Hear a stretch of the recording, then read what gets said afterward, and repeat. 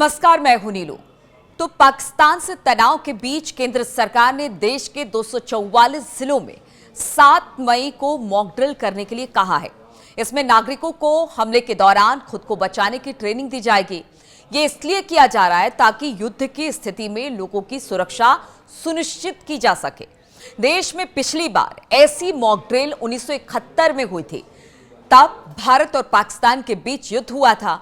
ये mock drill युद्ध के दौरान हुई थी।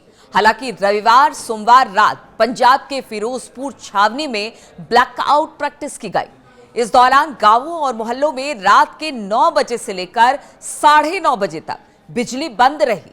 दरअसल 22 अप्रैल को जम्मू कश्मीर के पहलगाम में बड़ा आतंकी हमला हुआ, जिसमें 26 लोगों की मौत हुई। इसके बाद भारत और पाकिस्तान के बीच तनाव बढ़ गया। सरकार किसी भी संभावित खतरे में उससे पहले ही तैयारी कर लेना चाहती है और इसीलिए ये सिविल डिफेंस मॉक ड्रिल बेहद जरूरी है। अब ये होता क्या है, जरा वो बताते हैं। तो एक्सपर्ट का कहना है कि सिविल डिफेंस मॉक ड्रिल महज एक एक्सरसाइज भर नहीं है। ये आपात स्थिति में नागरिकों को सुरक्षित रखने का एक तरीका बताती है कि कैसे एक नागरिक मुश्किल हालात में अपना ही नहीं बल्कि दूसरों की भी मदद कर सके, उनके मददगार बन सके। इसके लिए वो तैयार रहे। जंग या फिर आपदा जैसे हालात से निकलने में ये ड्रिल अहम रोल निभा सकती है। ये एक जरूरी अभ्यास है जिसे सभी को गंभीरता से लेना चाहिए। यानी 7 तारीख को जिस तरह से 7 मई को मॉक ड्रिल होगा तो सभी को इसमें पार्टिसिपेट करना चाहिए। अगर सरकार ऐसा कह रही है तो कुछ सोचकर ही कह रही है। मॉक ड्रिल और ब्लैकआउट एक्सरसाइज क्या है वो आपको जरा बताते हैं। तो मॉक ड्रिल यानी कि एक तरह की प्रैक्टिस जिसमें हम ये देखते हैं कि अगर कोई इमरजेंसी जैसे एयर स्ट्राइक या बम से हमला होता है तो आम लोग और प्रशासन कैसे और कितनी जल्दी रिएक्ट करता है। ब्लैकआउट एक्सरसाइज का मतलब है कि एक तय समय के लिए पूरे इलाके की लाइट बंद कर देनी चाहिए।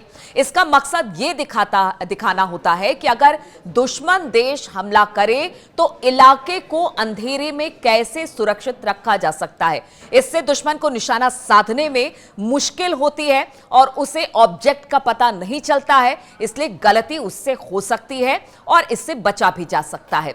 अगर पंजाब की बात की जाए तो रविवार को फिरोजपुर छावनी में बोर्ड ने ब्लैकआउट होने की स्थिति में किस तरह से क्या करना चाहिए वो भी बताया। इसको लेकर रविवार रात 30 मिनट तक रिहर्सल किया गया। ये रिहर्सल रविवार रात 9 बजे से 9:30 बजे के बीच कैंट एरिया में किया गया और इसका उद्देश्य यही था कि युद्ध जैसे आपातकालीन खतरे को देखते हुए ब्लैकआउट होने पर नागरिकों को क्या क्या करना चाहिए, क्योंकि उसके आसपास फिरोजपुर के आसपास गांव है, बॉर्डर एरिया। इसलिए सबसे पहले प्रैक्टिस वहीं पर शुरू की गई और वहां पर एक मॉक ड्रिल किया गया। ब्रिटेन से लेकर अमेरिका तक कर चुके हैं ऐसी मॉक ड्रिल। ये भी हम आपको बता रहे हैं कि देखिए ये कोई पहली बार नहीं है। ब्रिटेन से लेकर अमेरिका तक इस तरह के मॉक ड्रिल हो चुके हैं।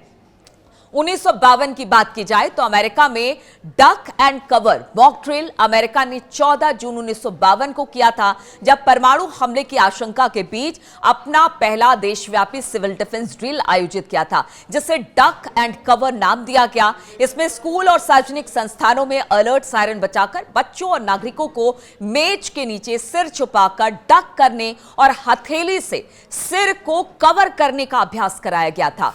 इसका मकसद परमाणु हमले की स्थिति से खुद को बचाना था।